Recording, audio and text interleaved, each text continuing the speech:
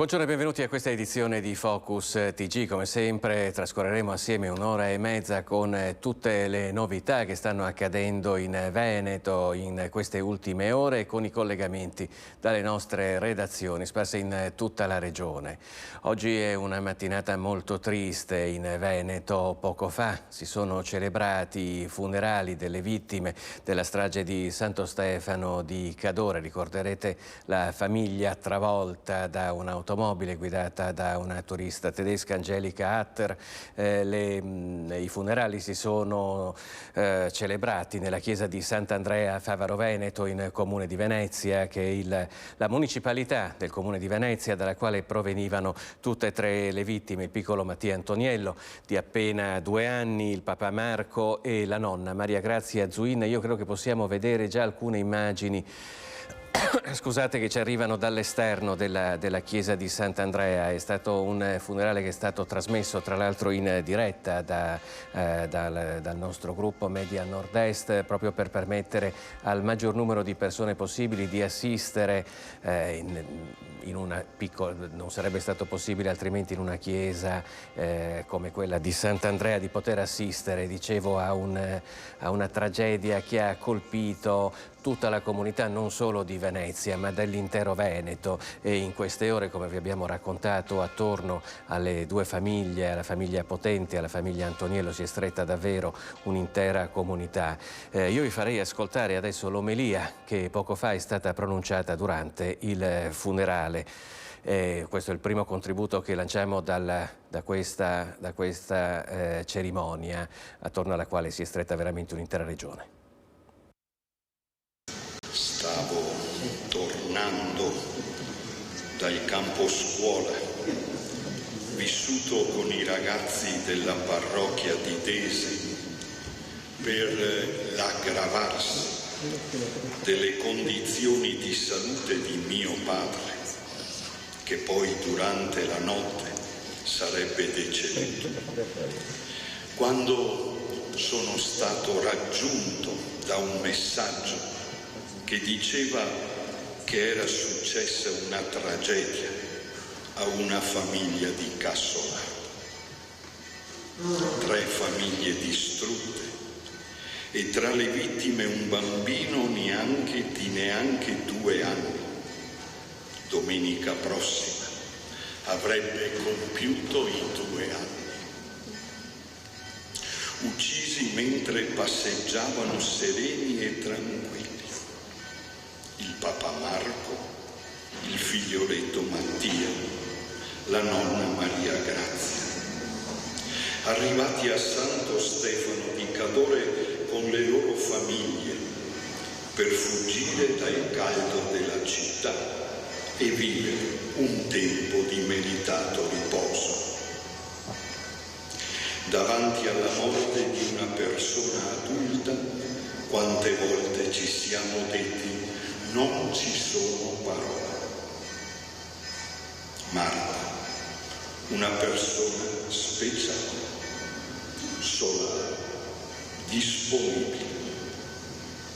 Papà affettuoso con i suoi figli, ben voluto da tutti, stimato nel mondo del lavoro e nel mondo dello sport.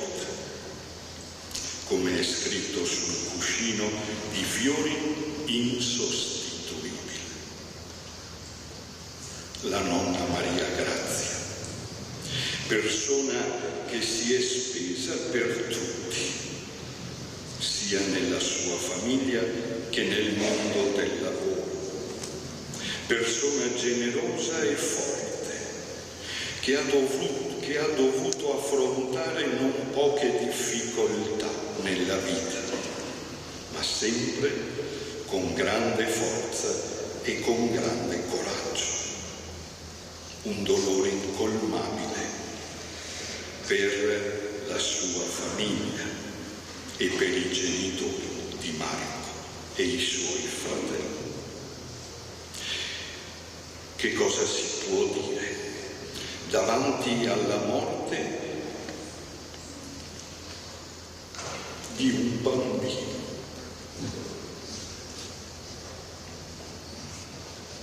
La cui vita era appena sbocciata.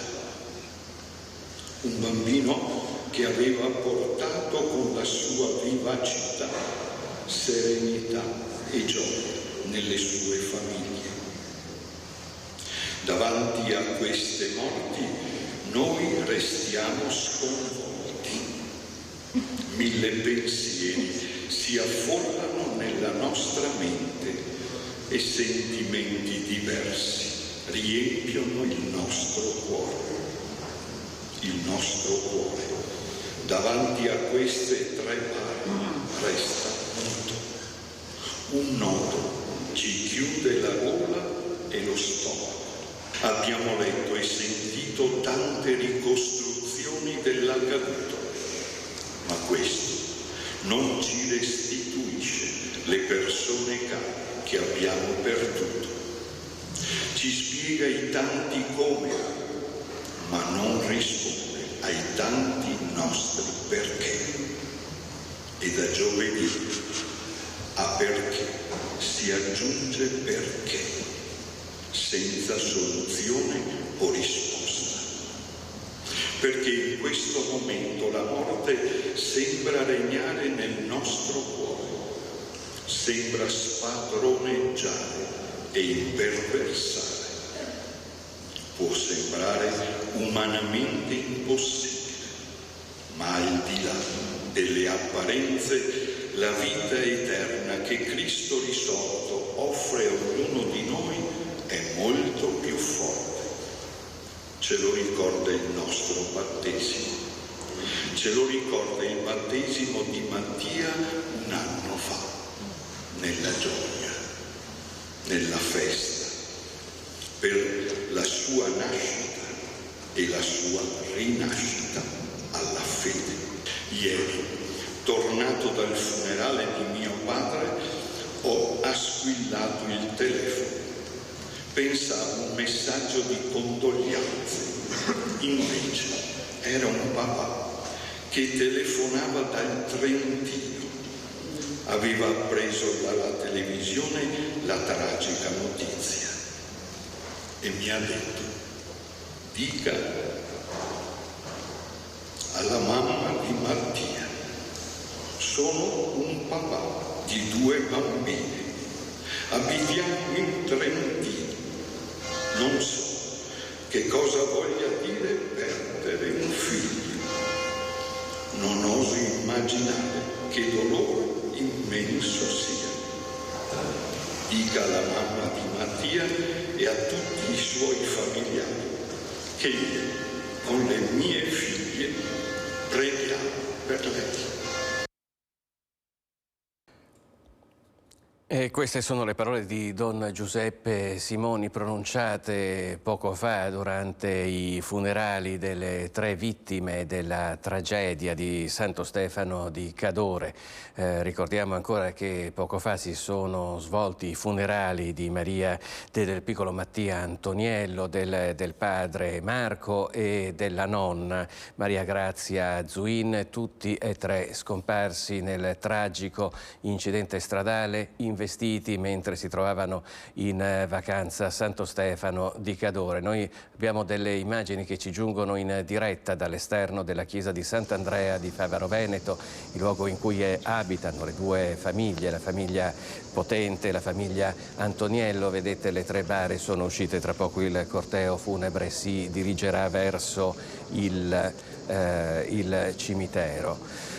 Sono giornate di lutto queste per l'intero comune di Venezia e non solo. Un'intera comunità, dicevamo prima, che si è stretta attorno alle 2 famiglie. Ieri si è tenuta anche una partecipata fiaccolata che ha dimostrato in maniera ulteriore quanto la comunità di Favaro Veneto e più in generale del comune di Venezia e dei comuni vicini si siano strette a queste 2 famiglie. Sentiamo, ci sono anche delle interviste. Lui sembra tranquillo, però dentro di lui, cioè, quando ci gira è solo a casa.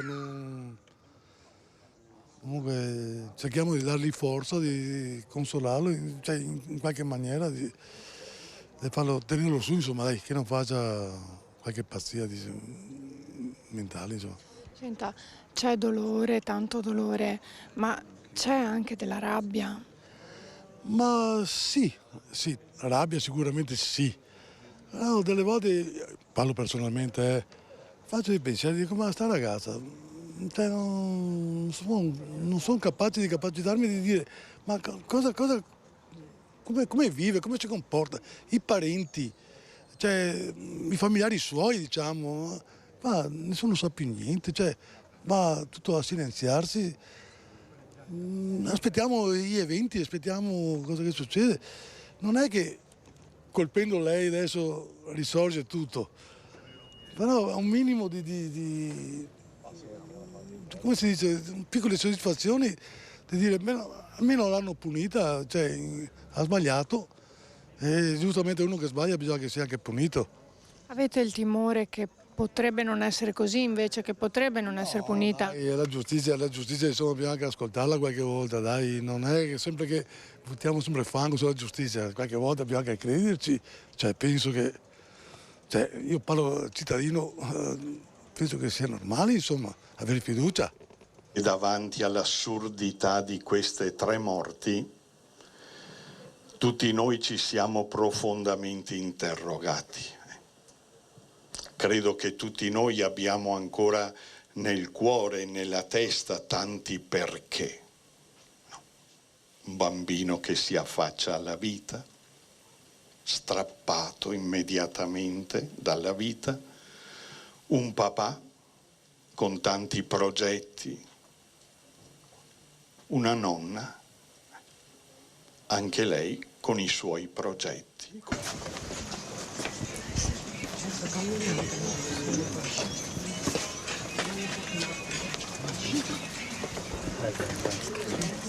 È un momento della riflessione e questa marcia silenziosa, luminosa per illuminare questi 3 angeli e che serve da monito perché sulle nostre strade purtroppo accade quello che abbiamo visto accadere a Santo Stefano di Cadore.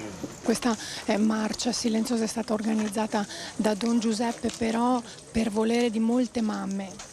Sì, è stata organizzata da Don Giuseppe, ma anche l'idea è partita dalle mamme che avevano le bimbe a scuola con l'altra figlia di Elena e quindi hanno ritenuto di manifestare questa vicinanza con questa manifestazione che noi abbiamo appoggiato in toto. È importante dare un segno di vicinanza e questo è un segno tangibile di vicinanza.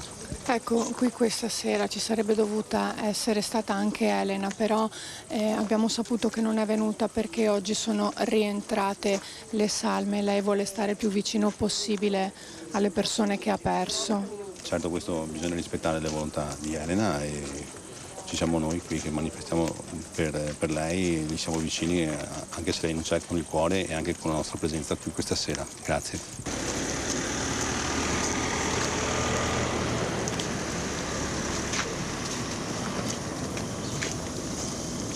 Hai voluto venire qui in segno di solidarietà? Sì, perché erano veramente, si sentiva di cuore, è un dolore grande. Lei, signore, da dove arriva? Io da Casale sul Sile. Addirittura dal Trevigiano ha voluto essere qui oggi. Lei conosceva chi conosceva? Tutti e 3 li conoscevo e conosco anche il papà della signora che si è salvata fortunatamente. Non c'è molto da dire. Non ci sono parole a quello che stiamo dicendo da giorni. No, è stato una botta tremenda perché mettersi nei panni di chi è sopravvissuto è una cosa che non si può descrivere.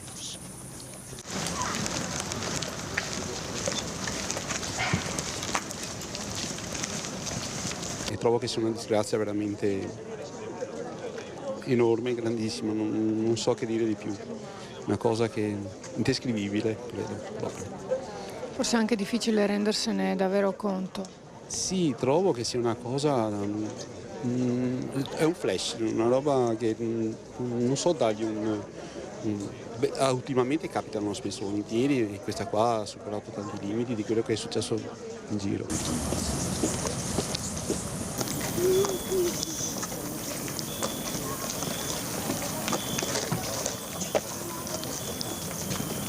Siamo sentiti di partecipare onestamente, è una decisione che abbiamo preso all'ultimo momento, avevamo finito di cenare, mi è passato così.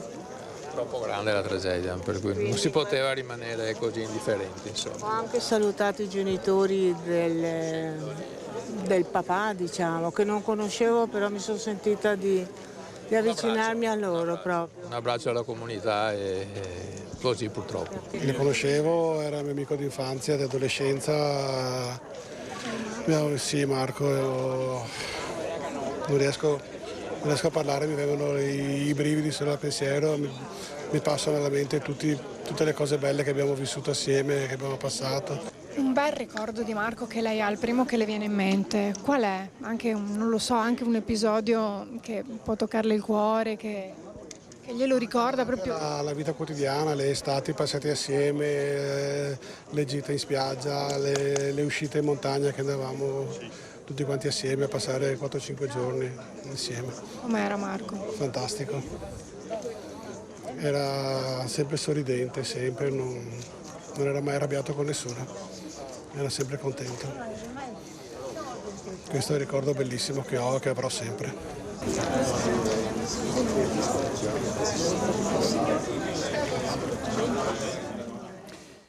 E queste le voci commosse, le voci di cordoglio di ieri sera a Favaro Veneto, la fiaccolata che ha attraversato le vie di Favaro per manifestare cordoglio alla famiglia Potenti, alla famiglia Antoniello. Interviste raccolte da Ilaria Marchiori e Francesca Pezzo. Io mi collegherei, se possibile, nuovamente in diretta con la chiesa di Sant'Andrea, dove sono appena conclusi i funerali. Ve lo faremo tra poco. Noi abbiamo visto, tra l'altro, tra gli intervistati tanti amici, parenti, tanti cittadini che hanno voluto manifestare la propria vicinanza alle due famiglie. Poi abbiamo visto anche tra gli altri l'assessore comunale Renato Boraso, che è originario di Favaro, il presidente della municipalità di Favaro Marco Bellato. In chiesa era presente anche il sindaco di Venezia Luigi Brugnaro, il sindaco di Marcon Matteo Romanello. Entrambi i comuni hanno proclamato il lutto cittadino assieme anche a quello di Santo Stefano di Cadore. A Marcon Marco Antoniello aveva abitato per un breve periodo, dopodiché comunque aveva continuato a lavorare. C'erano circa 13 anni che ha lavorato in un'azienda che ha la sua sede a Marcon. Noi poco fa abbiamo ascoltato l'omelia che è stata pronunciata oramai circa un'ora fa nella chiesa di Sant'Andrea dal parroco Don Giuseppe Simoni. Ora ascoltiamo quello che hanno detto la mamma Elena Potente e il fratello di Marco Antoniello.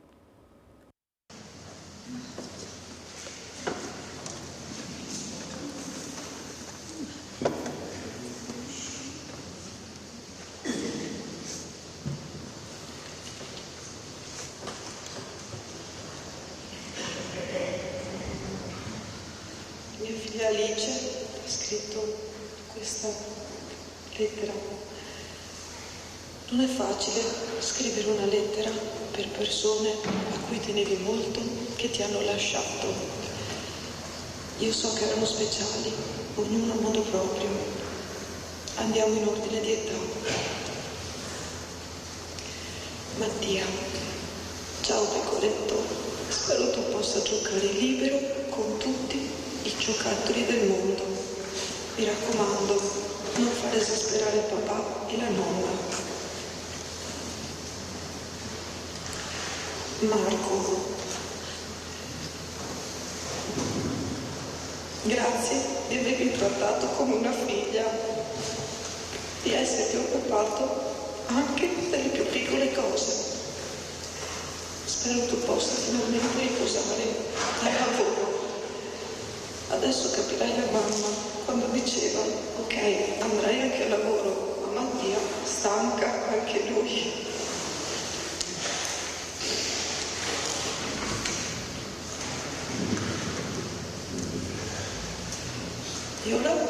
a mia nonna, che dire, non ti riposi mai, eh?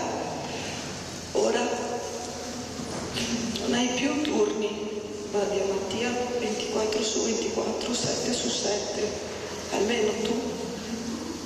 Almeno spero tu abbia ritrovato cacao e che Mattia abbia la possibilità di crescere con lui come ci sono cresciuta io. Si firma sorella maggiore, figlia acquisita e nipote Alice. Cercate di riposare in pace.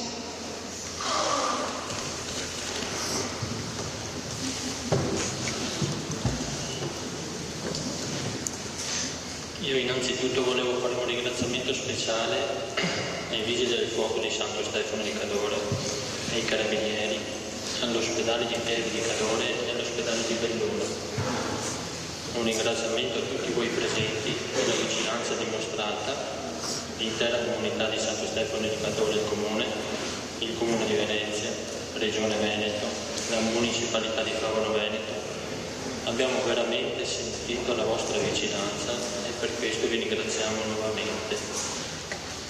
La speranza è che non vengano dimenticati queste creature senza colpa che stavano semplicemente godendo di momenti di felicità in famiglia e di vacanza che ci sono stati tolti in modo crudele. Mi premeva poi fare qui sull'altare 2 promesse al mio fratellino Marco, che da lassù sono sicuro mi guiderà e mi darà la forza. La prima promessa è che sarò presente in qualsiasi modo nella crescita dei tuoi figli Tommaso e Giada. La seconda, il vuoto che avete lasciato tu e Mattia in casa di Elena sarà impossibile colmarlo, ma ti prometto che cercherò di stare vicino ad Elena il più possibile. Mi piace pensare che da lassù tu spinga Matti in passeggino e che Maria Grazia vi aspetti per mangiare le patate roste e sardine in panaie che ti piacevano tanto. Ti voglio bene.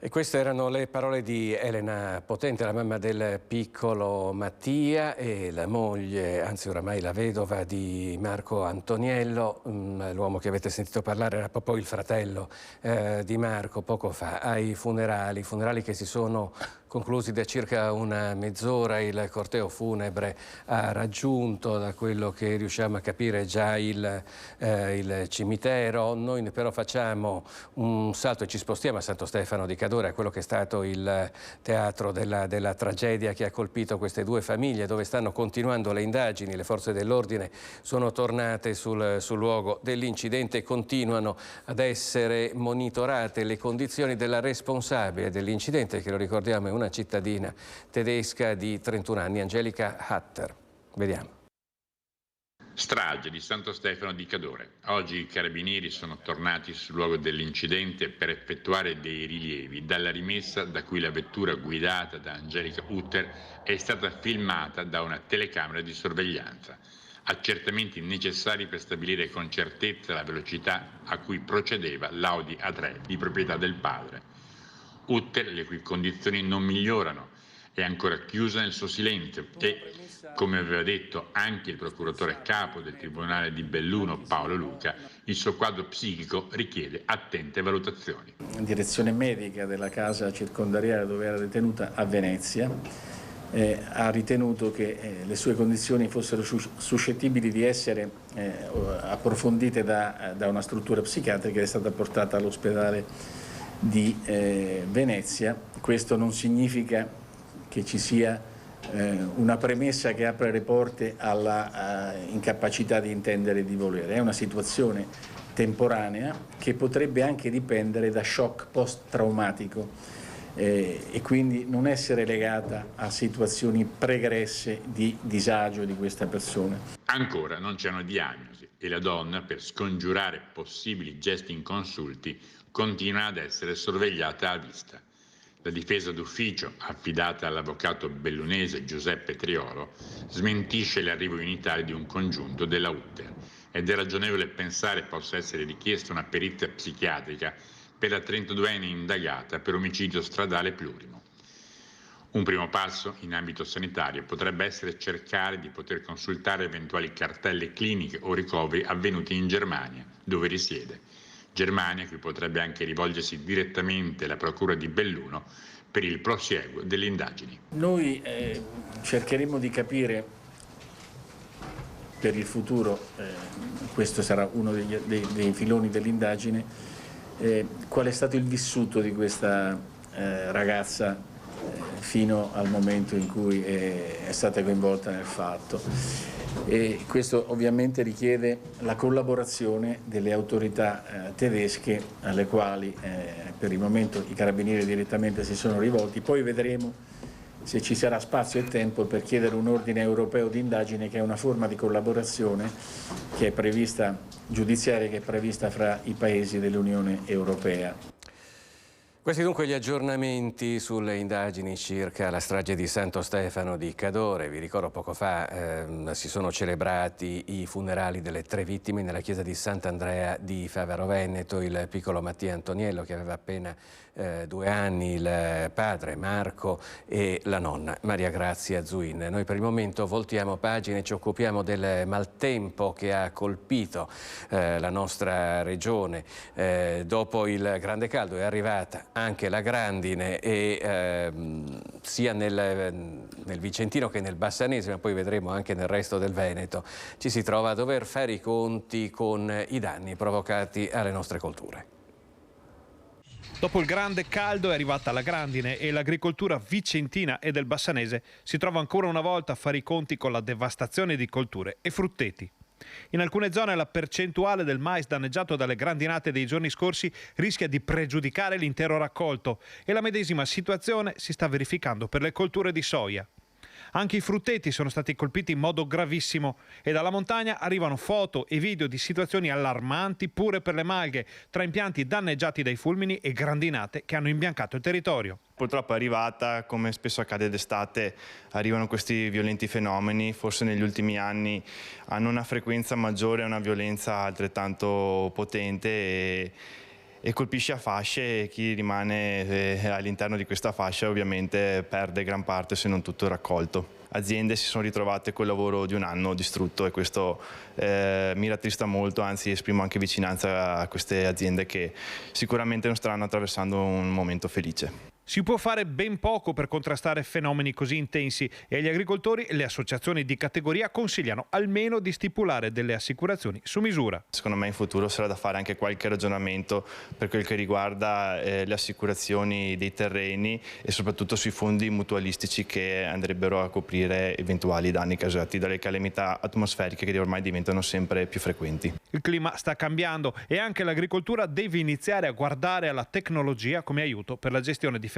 sempre più intensi. L'ausilio tecnologico diventa fondamentale, avere sempre più dati, sempre una maggior raccolta dati che ti aiuta un attimo anche a decifrare quello che può essere il cambiamento climatico, e poi, come spesso ricordo, anche la gestione dell'acqua diventa fondamentale. Nei periodi di siccità dobbiamo utilizzare quella accumulata quando invece le piogge erano forti, e qui ci vogliono infrastrutture che vanno portate avanti perché diventano fondamentali da qui al proseguo delle estati che verranno.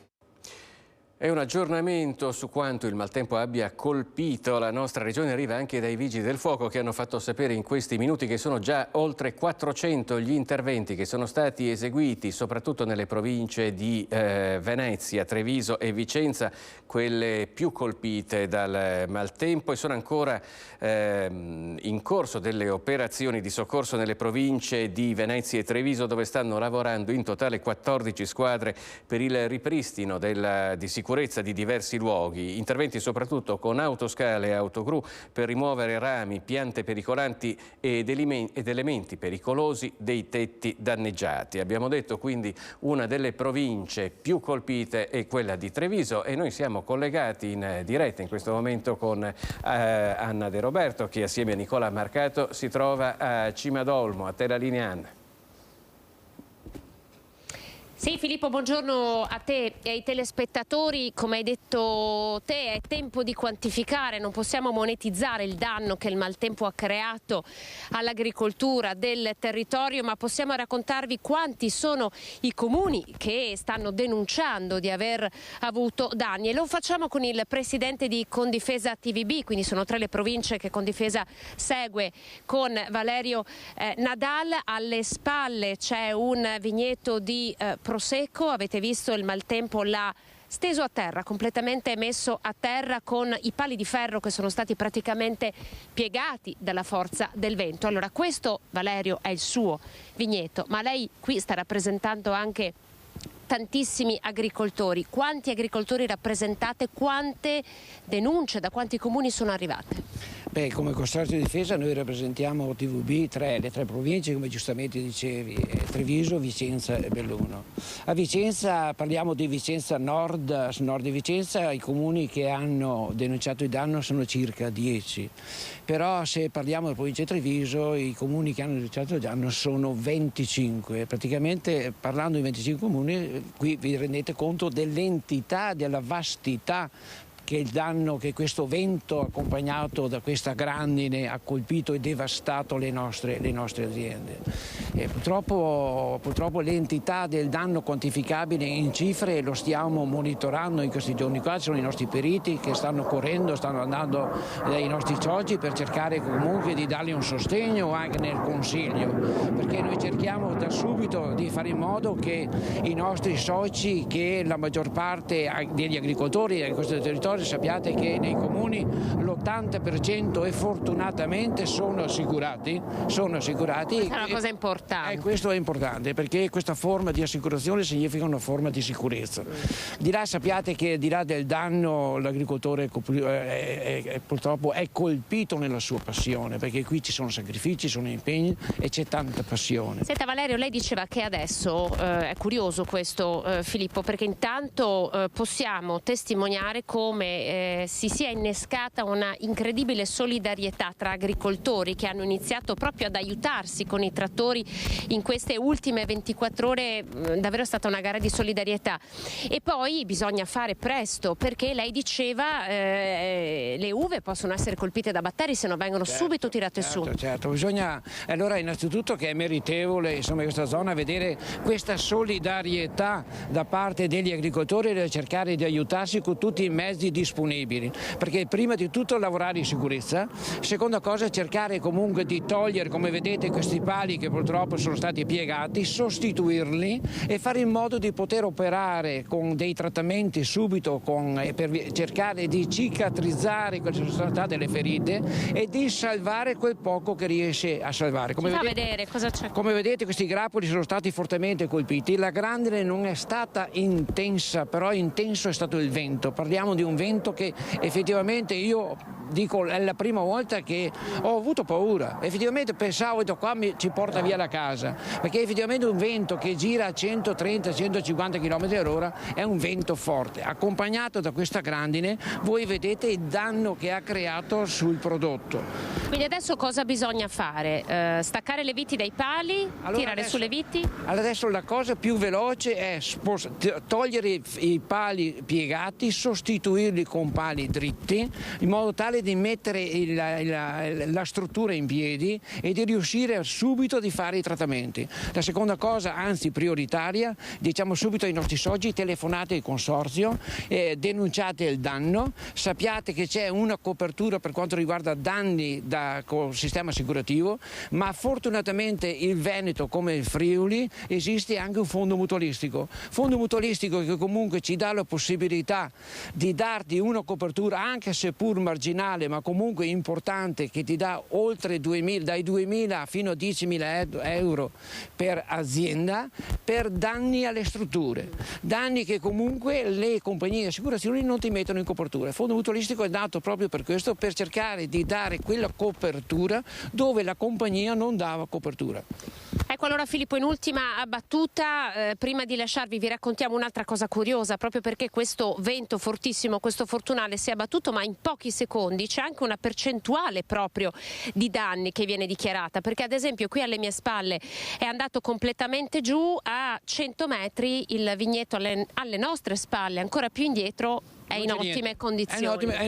Si è verificato proprio questo, che noi guardiamo questa uva che ha un danno del 70-80%, a distanza di 200 metri il danno magari è notevolmente ridotto e vai al 30-40%. Ci ha preso questa fascia comunque lunga, perché se pensate che i comuni, andiamo giù a Mota di Livenza, c'è Salto, giù di là praticamente è lunga la fascia, però ha colpito le aziende in un modo diverso, diversificato. Ci sono aziende danni al 100% e aziende con comunque danni limitati al 30-40%. Ecco Filippo, quindi sono 10 i comuni che hanno denunciato nel Vicentino, sono invece 25 i comuni i cui agricoltori hanno denunciato il danno in tutta la Marca trevigiana. Io saluto Valerio Nadal, lo ringrazio per la sua disponibilità, c'è molto lavoro ora da fare e qui da Santa Lucia di Piave restituisco la linea. Grazie ad Anna De Roberto e a Nicola Marcato, al loro ospite naturalmente, in collegamento in diretta da Cimadolmo. Continuiamo a parlare di maltempo naturalmente, perché il governatore della regione Luca Zaia ha firmato la dichiarazione di stato di emergenza regionale in seguito al maltempo che ha colpito soprattutto, come è stato detto, le province di Venezia, Treviso e Vicenza. Zaia ha fatto sapere di essere in contatto con le strutture della protezione civile e con i sindaci dei numerosi comuni veneti che sono stati interessati dal violento maltempo. Le province più colpite, lo ripetiamo, sono Venezia, Treviso e Vicenza, e quindi anche in base al censimento dei danni in corso, ha detto Zaia, vedremo come procedere. Allo stato attuale abbiamo cognizione dei danni da vento che sembrano interessare prevalentemente le alberature, ma in considerazione della grandine di grosse dimensioni temo ci siano danni a macchine, tetti, oltre che all'agricoltura.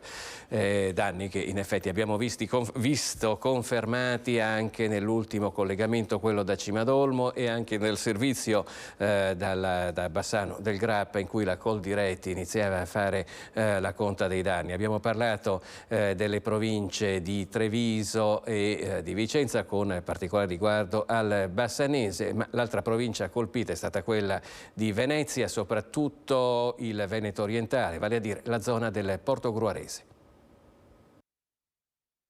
Danni ingentissimi in fase di quantificazione per la tromba d'aria e il nubifragio con forte grandine e un vento di una forza spaventosa superiore ai 120 km/h, quello abbattutisi nel Veneto la notte scorsa, interessando particolarmente le province di Venezia, Treviso e Vicenza.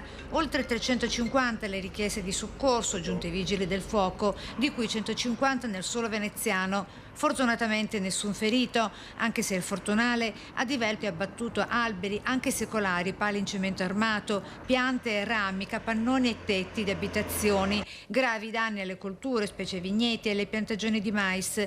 È il Portogruarese la zona più fortemente colpita e danneggiata. Abbiamo molti vigneti e stati fortemente danneggiati, e quello è un danno che si ripercuote anche negli anni a venire, perché quando c'è una grandinata sul mais sei fregato un anno, se c'è una grandinata sul vigneto sei fregato per 3 anni.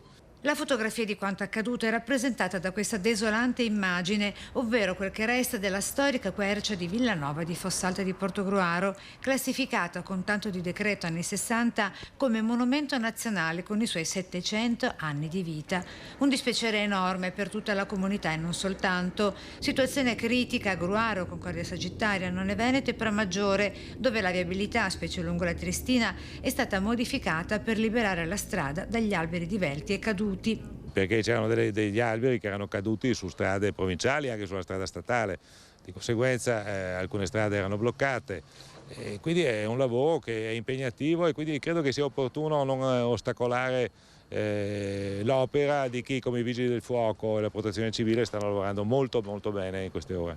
Danni anche nella zona attorno allo stadio e nel piccolo borgo di Sant'Agnese, lungo l'asse stradale occluso da piante e alberi, e specie ai giardini privati, come è accaduto all'ex deputato e sottosegretario Paolo Scarpa, svegliato all'alba dalla sua cagnolina che gli ha fatto da sentinella.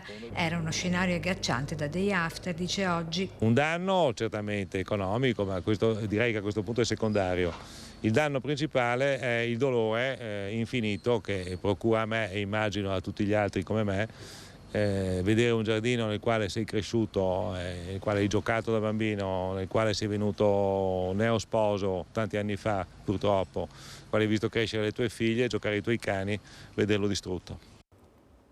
E allora andiamo a vedere che cos'è successo nel porto gruarese attraverso le immagini che sono state girate dall'elicottero dei Vigili del Fuoco. Ecco il sopralluogo aereo dell'elicottero Drago 149 dei Vigili del Fuoco nella zona del porto gruarese. In mattinata l'elicottero ha effettuato una prima ricognizione per capire quali, quanti e dove i danni maggiori. Colpite moltissime abitazioni, tanti i tetti scoperchiati dal forte vento e così pure i capannoni della zona industriale. Dalle immagini è chiaro come la tromba d'aria abbia letteralmente fatto volare qualunque cosa si trovasse al suo passaggio. Sedie, panchine e pure il capannone della Sagra, la cronaca registrata dai Vigili del Fuoco, il cui dispositivo di soccorso è stato integrato con l'invio di squadre dei comandi di Verona, Rovigo e Padova presso il comando di Venezia, dove nel porto gruarese, ripetiamo, è stata segnalata la maggiore criticità. Anche ATVO ha subito dei danni a causa del fortunale di questa notte, in particolare al terminal dei bus di Viale Diaz. Nella fattispecie il forte vento ha fatto cadere l'antenna del ponte radio, cosa che ha causato l'interruzione dei servizi tecnologici, danni in fase di quantificazione anche alle attrezzature del lavaggio bus e alle sbarre d'ingresso.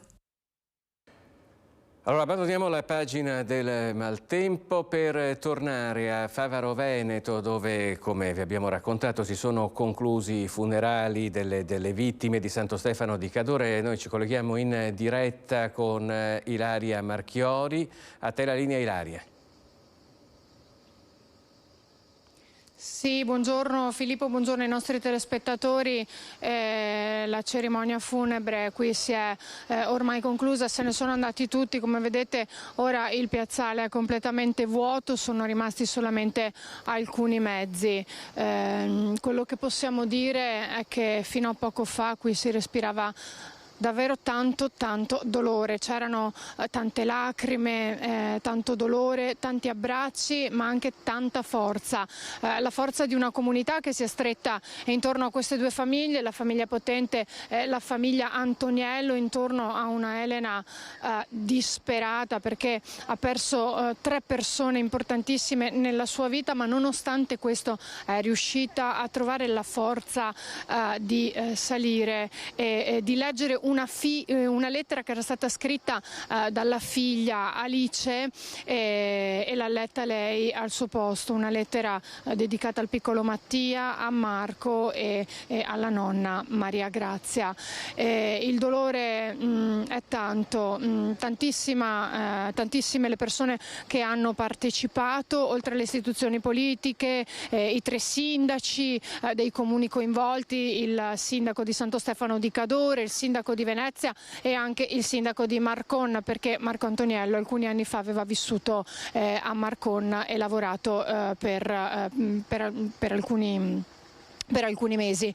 In rappresentanza è salito anche l'assessore comunale di Venezia Renato Boraso, che si è fatto portavoce dei 3 sindaci, dell'azienda sanitaria, perché Maria Grazia ma anche il marito Lucio, la stessa Elena lavoravano per l'Ulstre. Elena tuttora lavora per l'Ulstre e sono state davvero commoventi le parole, così come commovente è stata l'omelia del parroco di Don Giuseppe Simoni, che tra l'altro nel frattempo continuano anche a passare i mezzi, in questo caso della protezione civile, e tra l'altro lo stesso parroco aveva avuto da pochi giorni un lutto in famiglia, quindi ha dovuto trovare la forza per essere qui oggi, ma la forza gliel'ha data proprio il non voler lasciare sole queste due famiglie che ora sono chiuse nel loro dolore, ma che la comunità di Favaro e non solo non lasceranno e non abbandoneranno. Qui da Favaro è tutto, io restituisco la linea allo studio. Grazie a Ilaria Marchiori per questa testimonianza diretta dalla chiesa di Sant'Andrea, dove vi ricordo si sono celebrati poco fa i funerali delle vittime della chiesa di Santo Stefano. Noi torniamo a parlare di maltempo perché nel nostro giro del Veneto abbiamo parlato delle province di Treviso, di Venezia, siamo stati nel Portogruarese, siamo stati nel Bassanese e adesso andiamo a vedere com'è la situazione a Padova, dove qui i danni sono stati provocati da una pesante grandinata.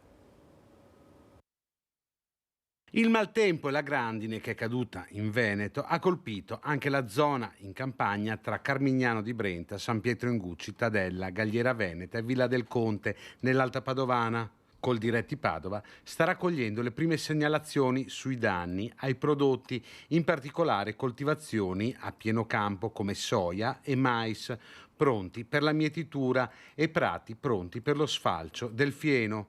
Oltre ai danni dovuti all'impatto dei chicchi di grandine, spesso di grosse dimensioni, questi eventi, spiegano dalla Coldiretti, possono comportare anche l'insorgenza di malattie fungine che compromettono la resa finale, oltre che la qualità del prodotto.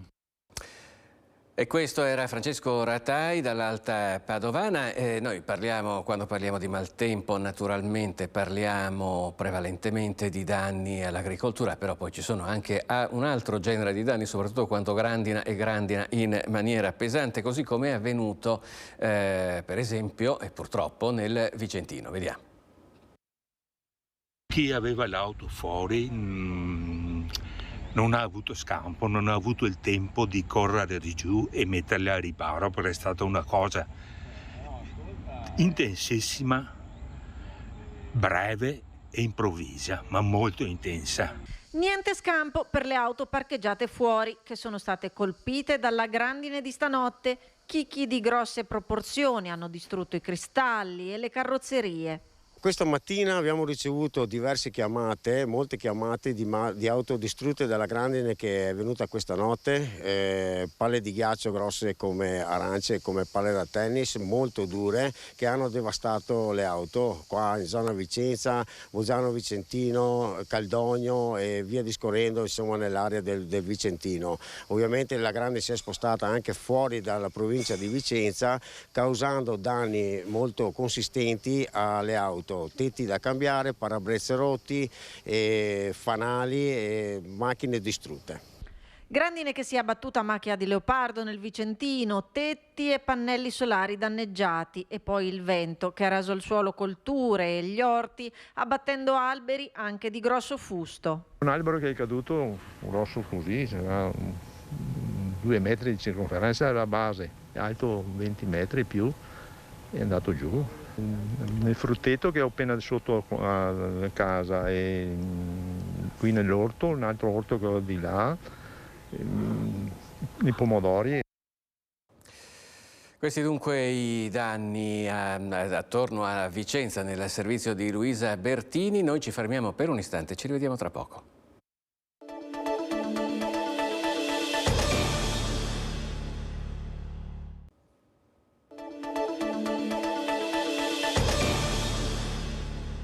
Bentrovati nuovamente in diretta con Focus TG. C'è attesa a Padova per il concerto di Tiziano Ferro allo stadio Euganeo. Noi ci colleghiamo in diretta con Valentina Visentin e Federico Cibotto perché scatta il piano sicurezza e viabilità a Padova, vero Valentina?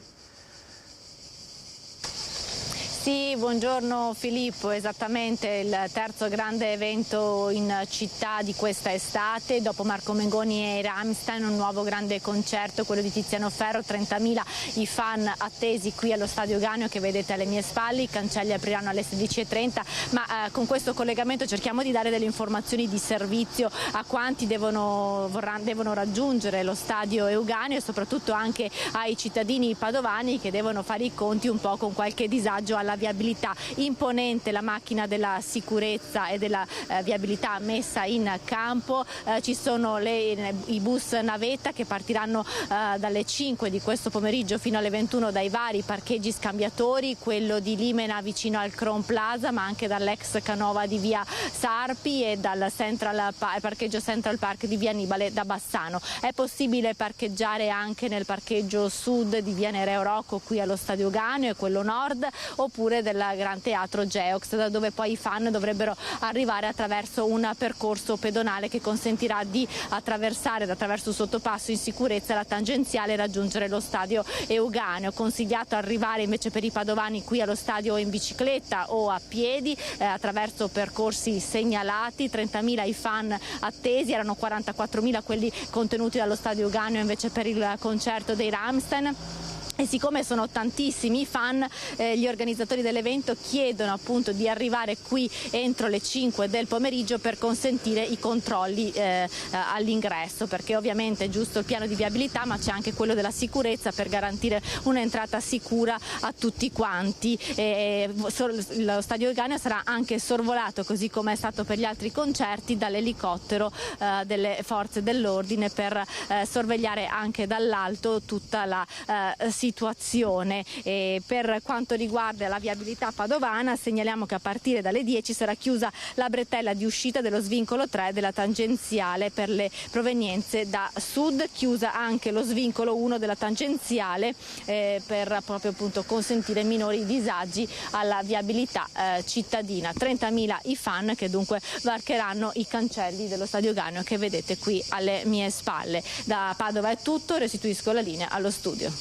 Grazie a Valentina Visentini e a Federico Cibotto da Padova. Noi voltiamo pagina, parliamo di cronaca e ci spostiamo all'aeroporto Marco Polo di Tessera, perché era colpito da 3 mandati di arresto europeo l'italiano che è stato ammanettato dalla polizia all'aeroporto di Venezia. L'uomo proveniente da Stoccarda è incappato in un controllo della polizia di frontiera che, accertata la sua latitanza, ha eseguito il provvedimento di carcerazione emesso dalla Procura Generale della Repubblica presso la Corte d'Appello di Ancona.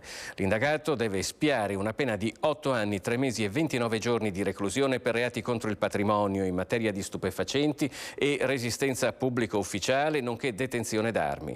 L'uomo sarebbe stato rimandato in Italia dalle autorità tedesche in quanto era appunto destinatario dei 3 mandati d'arresto europeo e adesso è stato fermato all'aeroporto Marco Polo di Venezia.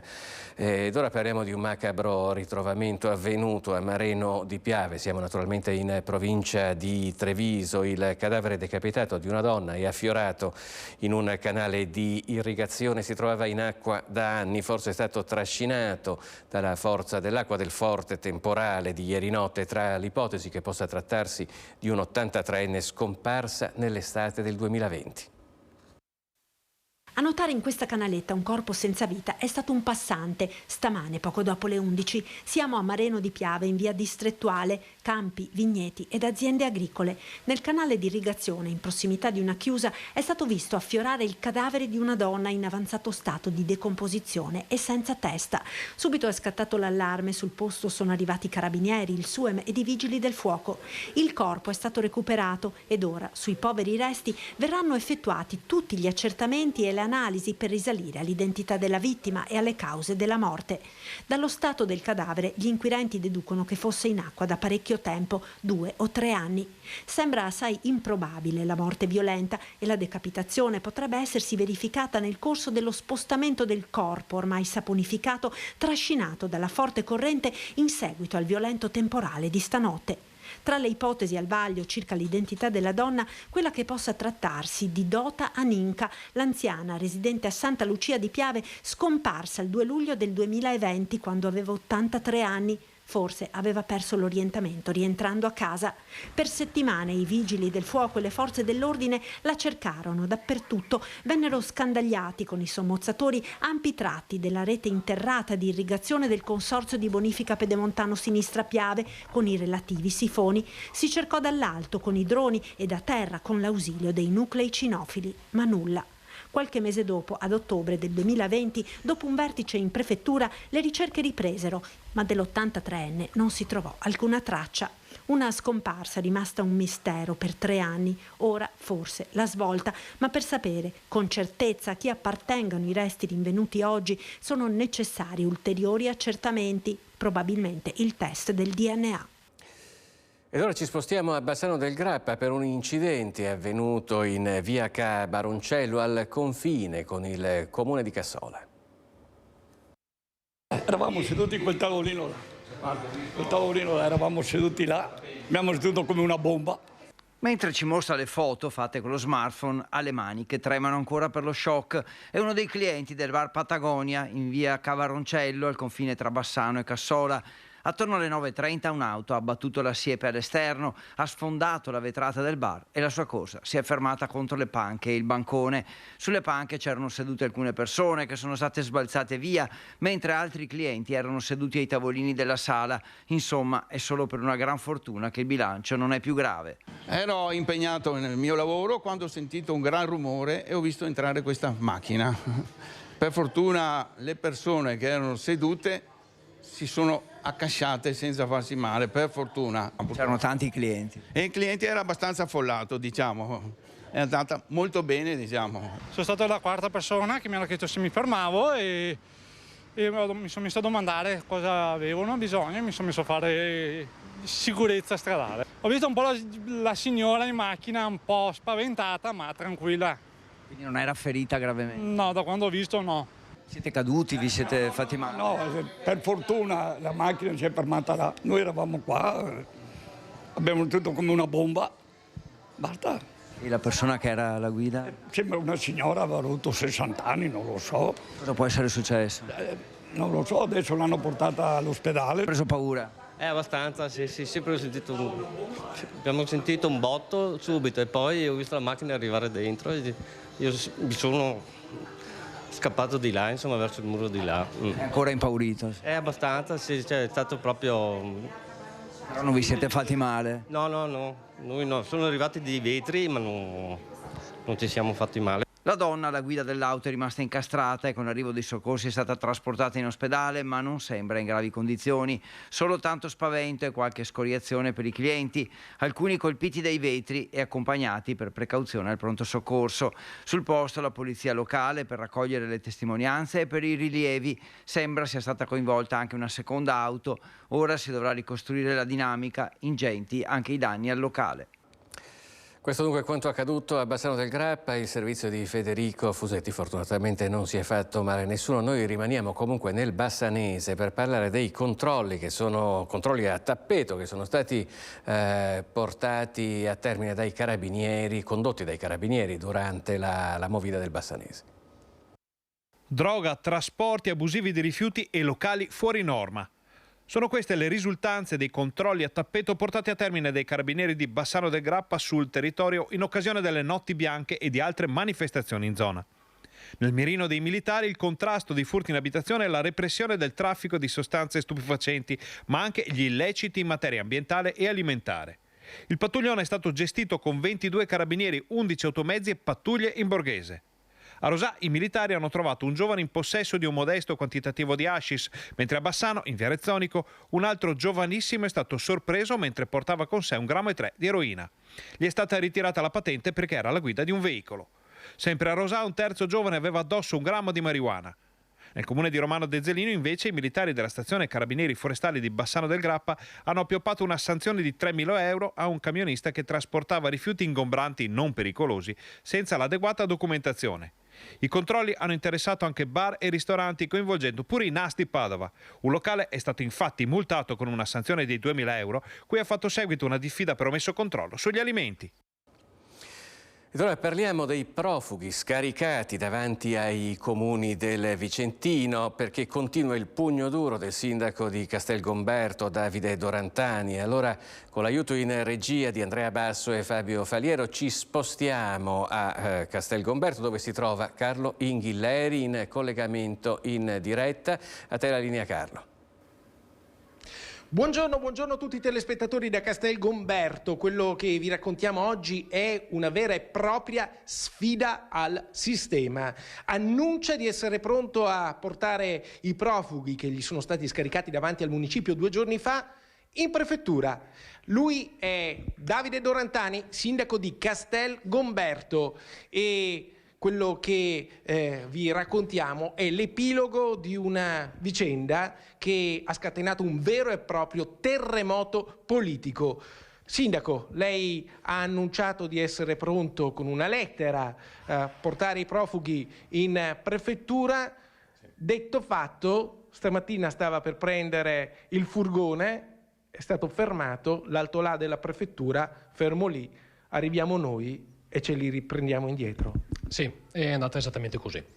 Io ieri sera ho inviato in prefettura una lettera esprimendo il mio pensiero al prefetto e annunciando alla fine della lettera, insomma, che stamattina avrei parlato con i ragazzi e concordemente con loro sarei andato in prefettura insieme con loro per consegnarli agli uffici della prefettura, perché quello è il luogo deputato per la gestione di queste situazioni. Noi abbiamo subito un'iniziativa d'emergenza e l'abbiamo gestita. Ecco, allora facciamo vedere ai nostri telespettatori, in questo momento non ci troviamo in un luogo a caso, siamo esattamente nell'alloggio del centro sportivo di Castel Gomberto che è stato improvvisato, questo è uno spogliatoio, vedete le panche, è stato improvvisato ad alloggio per questi 3 profughi. Vedete i 3 letti dove hanno dormito questa notte, qui ci sono anche le stoviglie, le tazze, il tavolo dove hanno fatto colazione, ci sono le coperte per passare la notte. Insomma, questo è il luogo che il sindaco in qualche modo ha dovuto improvvisare a luogo di accoglienza, perché altri spazi non ne avevate. No, noi a Castel Gomberto non abbiamo spazi idonei per un'accoglienza continuativa. Abbiamo degli spazi che possono essere utilizzati per l'emergenza, come questo o come il palazzetto, in caso di sfollati, profughi e così via. E siamo disponibili a farlo, però per un'accoglienza che possa essere di una continuativa non è possibile, perché capiamo tutti, insomma, che vivere dentro uno spogliatoio per più di 3-4 giorni diventa un problema poi. Quindi è rimasto sorpreso quando 2 giorni fa si è visto davanti al municipio 3 profughi lasciati lì la mattina, lei non era attrezzato per accoglierli.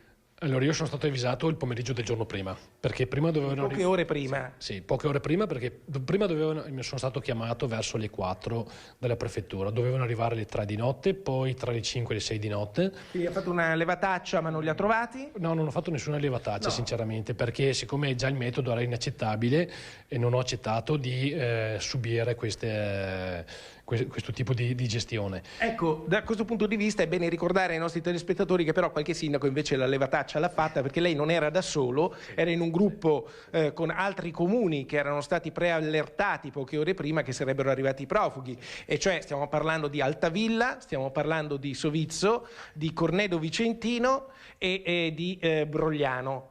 Poi a Brogliano non sono arrivati, a Trissino neanche, anche lì erano stati annunciati, sono invece arrivati a Gambellara e poi sono arrivati da lei. Quindi qualche sindaco la levataccia l'ha fatta, non li ha trovati, poi gli sono stati recapitati davanti al municipio quando meno ve l'aspettavate. Sì, da me sono arrivati credo tra le 10 e le 10 e mezza. Dico credo perché io in effetti sono stato chiamato da un collega dicendomi che lui li aveva trovati. E quindi quando io sono uscito dal comune ho messo la testa fuori dalla finestra, anch'io li ho trovati, nel senso che ho trovato 3 persone che erano lì e non sapevano dove erano, non sapevano cosa dovevano fare, non sapevano con chi dovevano parlare. Problemi anche con la lingua, qualche sindaco gli ha chiesto chi fossero, avevano un'autocertificazione e poi c'è chi gli ha offerto di tasca propria un panino, proprio per raccontare come questo tipo di accoglienza sia stata un po' improvvisata. Sì, è andata esattamente così. Io li ho ricevuti alle 10 e mezza e poi di corsa abbiamo reperito un alloggio. Abbiamo avuto l'assessore che ha procurato delle cose, l'altro assessore delle altre, l'assistente sociale che li ha seguiti da una parte, gli uffici che hanno fatto, insomma tutti quanti hanno fatto la loro parte e la cosa è andata a buon fine. Però ripeto, il problema non è... Però non siete strutturati per tenerli in modo continuativo. Da questo punto di vista il prefetto aveva convocato i sindaci per un summit, per confrontarsi. Era un summit che, diciamo la verità, si annunciava un po' ad alta tensione, perché i sindaci avevano da dire la loro su questo sistema. Poi il summit è stato invece annullato all'ultimo momento e rimandato a data da destinarsi. Questa è stata un po' la goccia che ha fatto traboccare il vaso, perché il sindaco Davide Dorantani a quel punto ha deciso di prendere carta e penna e di scrivere la lettera che è stata recapitata ieri sera in prefettura, in cui annunciava che avrebbe portato in prefettura i 3 profughi che erano stati scaricati qui davanti al municipio di Castelgomberto. Una prova di forza che ha funzionato, una prova di forza soprattutto? Ma io non la chiamerei una prova di forza, e perché comunque non lo voleva essere. Era la volontà di mettere in luce una situazione che non funziona, così non va, e che non deve assolutamente ripetersi, soprattutto perché poi chi subisce questa gestione approssimativa, improvvisata, sono questi ragazzi. Adesso però la prefettura è venuta a prenderli con un furgone, li ha portati via, e quindi in qualche modo lei una soluzione, in questo caso a Castelgomberto, l'ha trovata. Sì, non la chiamerei. Però la questione non si risolve così, voglio dire, si andrà avanti. Non la chiamo neppure soluzione, sinceramente, perché non abbiamo trovato una soluzione in realtà, fin tanto che non sarà chiaro come vengono gestite certe situazioni, e i sindaci e le strutture sono pronte ad accogliere questi ragazzi, questi uomini, questi signori, insomma, in maniera dignitosa. Non avremo una soluzione, questa mia non è una soluzione. 4.000 migranti sono attesi in Veneto durante quest'estate, quindi ci attendiamo che ne arriveranno altri. A breve verrà firmato un protocollo proprio sull'accoglienza dalla Regione, da ANCI Veneto, quindi da questo punto di vista bisognerà vedere quali saranno i contenuti di questo protocollo, perché sarà bene mettere delle regole per evitare il caos sull'accoglienza, un caos che in questo caso c'è stato. Bene, io ringrazio il sindaco di Castelgomberto Davide Dorantani, direi che qui da questo alloggio di fortuna è tutto. Stamattina i profughi sono ripartiti alla volta di Vicenza e quindi questa è la notizia della mattinata. Restituisco la linea allo studio. Grazie a Carlo Alberto Inghilleri, al sindaco di Castelgomberto. Noi continuiamo a parlare di questa tematica perché per quello che riguarda i profughi sono in fibrillazione anche i sindaci del Bassanese. Caos migranti nel Bassanese, dove i problemi non riguardano solo l'eventuale arrivo di profughi, ma partono dall'organizzazione, dalla comunicazione, dal mancato coinvolgimento degli amministratori del territorio, che non hanno di certo preso bene i modi e i tempi dettati dalla prefettura di Vicenza. Oggi ci sarebbe dovuta essere una riunione con sindaci e prefetto sull'emergenza dell'ondata migratoria in corso, ma mercoledì, nel tardo pomeriggio, l'incontro è stato annullato.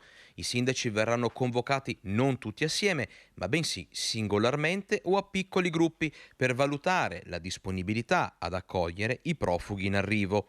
Attualmente nel Vicentino sono 1200, ma come detto, altri sono destinati ad arrivare. Fin qui i fatti, pochi e confusi. Chiare e ferme, invece, sono le reazioni di alcuni sindaci della zona. Rosà, come tutti, è stata presa alla sprovvista. Comunicazioni con questa urgenza, con questa modalità di sicuro non aiutano i sindaci. Rosà, già da oltre 1 anno e mezzo, ospita un nucleo familiare di ucraini e altri sono ospitati da dei privati. Però si parla di ospitalità e l'ospitalità deve essere garantita a determinate condizioni. Condizioni di sicurezza in primis, che noi non sappiamo chi arriverà, quanti arriveranno, che documenti hanno, per quanto rimarranno e dobbiamo garantire le condizioni igienico-sanitarie. Profughi che, come affermato da alcuni sindaci, sono stati trattati come pacchi postali e su questo punto Elena Mezzalira è categorica. Se vengono trattati come pacchi postali potremmo rimandarli a chi ce li ha spediti. Non abbiamo alcuna disponibilità per poter ospitare gente che arriva. E non abbiamo disponibilità neanche per i nostri compaesani che potrebbero essere in difficoltà e sicuramente noi dovremo dare prima priorità a loro. Il problema è proprio questo, dare dignità a chi ci chiede aiuto. Essere chiamati dal prefetto comunicandoci che domani ci arrivano 3 profughi e non sappiamo dove metterli e come sostenerli non è farli vivere dignitosamente. Essere chiamati dal pomeriggio per il giorno successivo ed essere, avvisati che potrebbe arrivare qualche rifugiato è altrettanto un momento di scortesia istituzionale, lasciatemi dirlo in questo modo. Avete sentito profughi trattati come pacchi postali, ha detto il sindaco di Rosà, e in queste tragedie che avvengono durante l'immigrazione c'è poi anche la perdita della vita da parte di numerose persone durante i tratti attraversati in mare. Da questo punto di vista il veneziano Beppe Caccia, capo missione della nave Mare Ionio di Mediterraneo, racconta di una nuova tragedia vissuta nei nostri mari. Ci sono almeno 5 persone disperse, 14 sono state salvate dalla nave Dattilo della Guardia Costiera italiana, ma a bordo della nave Dattilo c'è anche il corpo di un bambino di soli 4 anni che non ce l'ha fatta. È l'ultimo dei naufragi che colpiscono migliaia di persone che in questi ultimi mesi stanno fuggendo dalla Tunisia, stanno fuggendo dalle campagne razziste. Il veneziano Beppe Caccia, capomissione della nave Mare Ionio dell'organizzazione non governativa Mediterranea Save Us, torna a rompere il silenzio sull'ennesima tragedia di queste ore verso le coste di Lampedusa e chiama in causa anche il governo italiano. Regime autoritario del presidente Sayed. Quello stesso presidente Sayed con cui il nostro governo e le istituzioni europee vorrebbero collaborare per fermare, intercettare, catturare le persone.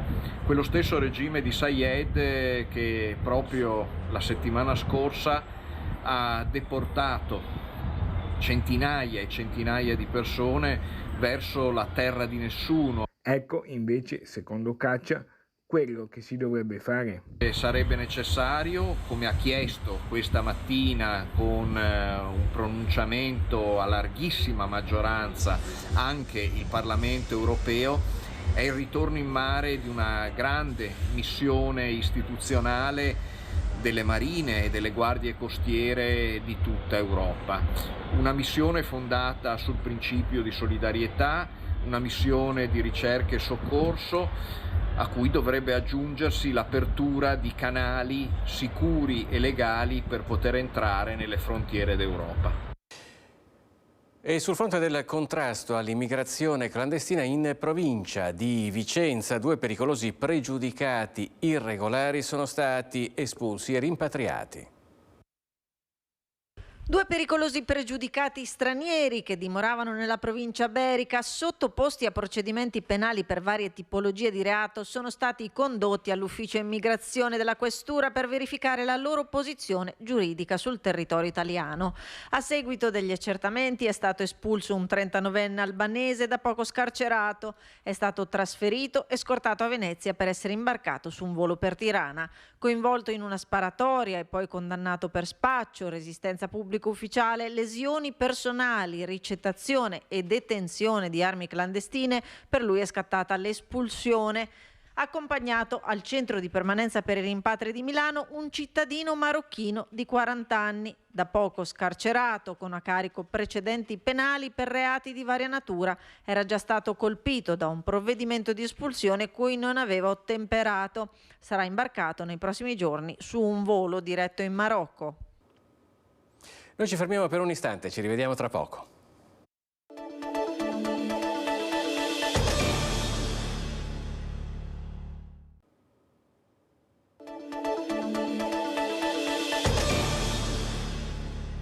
Bentrovati in diretta con Focus TG. Abbiamo aperto la nostra edizione di oggi, oramai 1:15 fa, con i funerali celebrati nella chiesa di Sant'Andrea di Favaro Veneto delle vittime della strage di Santo Stefano di Cadore. Vi ricordo il piccolo Mattia Antoniello di 2 anni, il papà Marco e la nonna Maria Grazia Zuin. Noi siamo in grado di farvi sentire ciò che hanno detto in chiesa durante i funerali l'assessore del comune di Venezia, originario naturalmente di Favaro, che fa parte del comune di Venezia, Renato Boraso, e anche un collega di Marco Antoniello. A nome del Sindaco di Venezia Luigi Bagnano, di Sua Eccellenza il Prefetto Michele De Bari e dei rappresentanti delle forze dell'ordine presenti, del Sindaco di Guangdong Matteo Romanello, del Sindaco di Santo Stefano dei Cadore Oscar Meneghetti, delle loro amministrazioni e dei rispettivi consigli comunali. A nome del direttore generale ASL 3 Serenissima Edgardo Contatto e del presidente della municipalità di Favaro Veneto Marco Bellato e dell'intero consiglio municipale, esprimo la più sentita vicinanza e condoglianze alle famiglie Potente, Zui e Antonielli. Non è facile trovare le parole e il sentimento con cui un'intera comunità cittadina come la nostra, quale Casolaro, Dese, Favaro Veneto, voglia esprimere affetto e cordoglio alle vostre famiglie. Ho incontrato in questa chiesa lunedì Elena e ci ha detto: fate tutto ciò che potete per esserci vicini. E allora, caro Lucio, cara Elena, caro Marco, cara Alice, caro Luigi, cara Ida, caro Rocco, cari Tommaso e Giada e cari parenti tutti, noi siamo qui per testimoniare come comunità il nostro dolore, il nostro sentimento, certi che per qualsiasi cosa di cui voi abbiate bisogno, noi ci saremo, anche con un semplice gesto, con una semplice preghiera, per ricordare Marco, Maria Grazia e l'Angelo Mattia. Vedete, mercoledì si sono svolte le esequie di Santo, il papà di Don Giuseppe, del vostro parroco, e durante le esequie Don Giuseppe ci ha ricordato di pregare per le vostre famiglie duramente colpite e di aiutare lui stesso nella preghiera per trovare la forza di motivare la sua omelia di oggi, per chiedere al nostro Signore un perché a tutto questo. Grazie Don Giuseppe per le parole che oggi sono uscite dal tuo cuore, di uomo di fede, ma anche di uomo della nostra comunità. Grazie a tutti coloro che si sono messi a disposizione per questi esequi, vigili, forze dell'ordine, protezione civile, i media, l'intera amministrazione della città di Venezia. Grazie ai volontari della parrocchia di Sant'Andrea, a tutti i parroci presenti. Grazie agli amici dell'intera cittadina di Santo Stefano di Cadore, uniti da subito in questo immenso dolore. Infine un pensiero a voi familiari di Marco, dell'Angelo Mattia e Maria Grazia. Grazie per l'esempio che avete dato e che siete per tutti noi. Il dolore è immenso, ma il ricordo del vostro Marco, Mattia e Maria Grazia sarebbe. Vi unisca a tutti noi un grande abbraccio.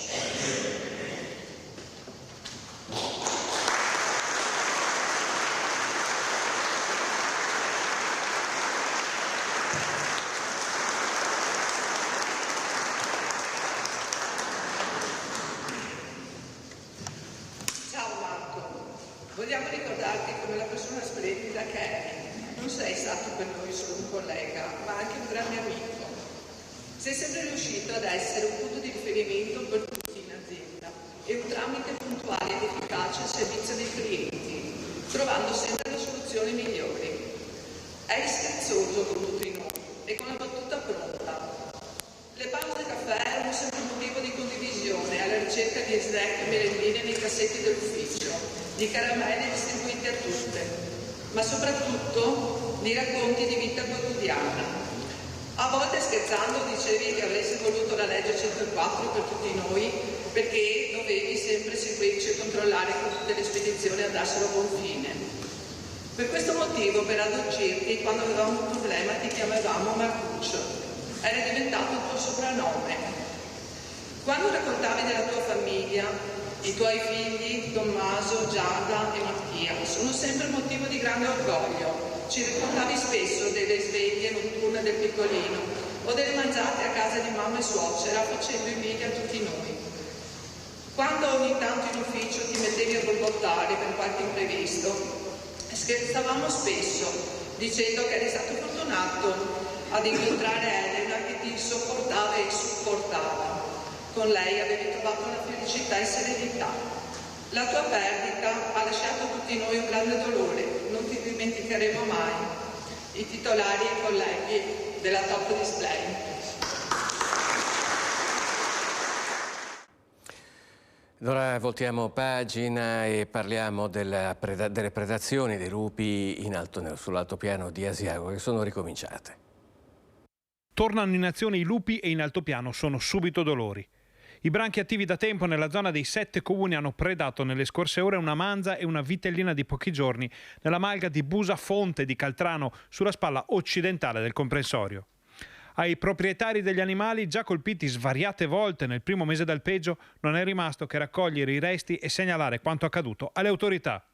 Il comparto è alle prese con una nuova ondata di predazioni che stanno interessando varie zone dell'altopiano e alle richieste degli agricoltori, degli allevatori e di chi vive nelle terre alte vicentine non sono ancora state date risposte di alcun genere.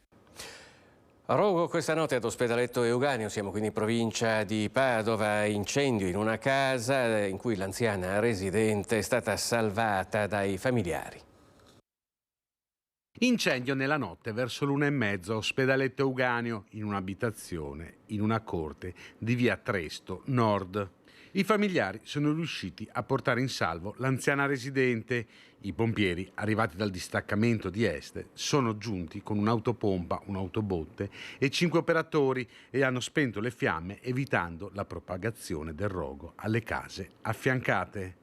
Ingenti i danni all'abitazione, di cui è stato inibito l'uso. Le cause dell'incendio sono al vaglio della squadra intervenuta. Le operazioni di spegnimento sono durate fino all'alba. E sono ancora da chiarire le cause che hanno provocato la morte di un ottantenne ritrovato seminudo nel suo giardino in località Campagnola Brugine, con abrasioni e scoriazioni ed ematomi sulla pancia e sul viso. A trovare l'uomo la figlia attorno alle 18:30 di ieri. La donna ha subito allertato il 118. Arrivati sul posto però i sanitari del SUEM non hanno che potuto constatare il decesso. Sul posto sono intervenuti anche i carabinieri, che hanno allertato l'autorità giudiziaria, che ha deciso l'esame esterno del corpo. In casa non manca niente, l'uomo già in passato aveva avuto dei malori. Gli investigatori però non escludono altre piste. Coltivavano un campo di marijuana, ora è arrivata la condanna del Tribunale di Padova. Doppia condanna per gli agricoltori della marijuana. Il giudice ha inflitto una pena di 3 anni e 3.000 euro di multa ad un 40enne padovano e 4 anni e 8 mesi di carcere più una multa da 30.000 euro ad un 51enne, anche lui padovano, oltre all'interdizione dai pubblici uffici per entrambi, rispettivamente di 4 e 5 anni. Nell'estate del 2022 era stata ritrovata dalla Guardia di Finanza di Venezia una vera e propria piantagione di droga a Perarolo di Vigonza, in un campo che costeggia l'autostrada A4. La coltivazione era stata scoperta anche grazie all'uso dei droni delle Fiamme Gialle. Nel fondo agricolo di 25.000 metri quadri e nei 2 capannoni di circa 3.500 metri quadrati di superficie sono stati sequestrati 3.000 piante di canapa indiana e 113 kg di marijuana. Sempre nel 2022, nel garage del 51enne erano stati trovati 69 kg di marijuana, 5 di hashish, 228 grammi di cocaina e 72 grammi di MDMA. Il pubblico ministero, Benedetto Roberti, aveva chiesto condanne più dure, 5 e 8 anni, ridotte però dal GUP Laura Alcaro. Ora da Padova a Treviso per raccontarvi di un furto in casa avvenuto in pieno giorno e col proprietario presente. Hanno portato via tutte le cose d'oro, d'argento, quelle cose lì, cose anche di un certo valore, di mio papà, di mia mamma, tutto. Ricordi di famiglia? Sì, cose molto importanti. Io infatti a mia mamma non gliel'ho neanche detto perché non ho il coraggio di dirle. Non è solo e soltanto il valore economico. Dietro ai gioielli rubati lunedì scorso da questo appartamento di Vicolo Fratelli Bandiera, vicino al Parco dal Negro, c'è una vita, ma soprattutto la sensazione di un luogo violato e ritenuto sicuro fino a qualche giorno fa. Sono saliti, io ho visto che ci sono delle impronte qua sotto e sono saliti da qua. Non ci sono, perché qua sotto il signore che c'era non c'è più, avranno visto che è disabitato e si saranno sentiti tranquilli, credo, perché non so, altri posti non credo ci sia. Un acrobata comunque, perché è saltato su come un gatto. Una volta sul terrazzo il ladro, ammesso fosse uno, si introduce in casa attraverso la porta finestra lasciata aperta per arieggiare. In quel momento all'interno dell'appartamento c'è il marito di Morena, un chirurgo che ha appena finito il suo turno all'ospedale di Castelfranco. L'uomo si sta riposando sul divano in soggiorno, la TV è accesa. Penso si sia un po' addormentato, però mi ha detto che ha sentito sua mamma verso le 7:30 e si è anche alzato per andare in bagno e ha visto i gatti che correvano fuori dalla camera, però pensava che giocassero. Per fortuna è tornato in soggiorno ed è rimasto lì. I fatti si collocano tra le 7 e le 9 di sera, quando a casa rientra la stessa Morena, anche lei operatrice sanitaria, infermiera al Cafoncello. C'è lo shock per l'intrusione, ma anche il sollievo per non essersi trovati faccia a faccia con il ladro. Per fortuna non se n'è accorto, perché non so, io lavoro in pronto soccorso, per cui so bene come può andare a finire certe cose e meno male che non se n'è accorto. La denuncia alla polizia è stata immediata, restano una sensazione di insicurezza e la voglia di cambiare casa. Sono 12 anni che sto qui e sono sempre stata molto molto bene, infatti dicevo sempre a tutti, ho una casa che sto benissimo, mi piace. Vorrei prenderla, il proprietario vorrebbe venderla, per cui adesso mi dispiace, no, assolutamente.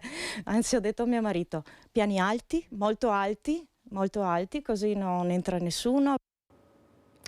Più di 220 anni fa l'ingresso delle truppe francesi nel territorio della Serenissima decretava la fine della Repubblica di Venezia dopo più di 1100 anni di storia. Quali siano state le conseguenze a breve e a lungo termine di quella invasione sarà oggetto di una conferenza dibattito che si terrà questo pomeriggio alle 18 a Rivoli Veronese nella sala ex Polveriera organizzata da Venetinet. Il carico fiscale subì vertiginosi aumenti, secondo i calcoli di Giuseppe Gullino fino al 780% in più rispetto ai tempi della Serenissima. Gli abitanti calarono dai 160.000, compresi circa 20.000 forestieri più o meno stabili, del 1797 ai circa 106.000 del 1810. Nelle cifre elencate dallo storico Giovanni Scarabello, lette da Renzo Fogliata di Venetinet, la desolante situazione in cui versava Venezia sotto Napoleone.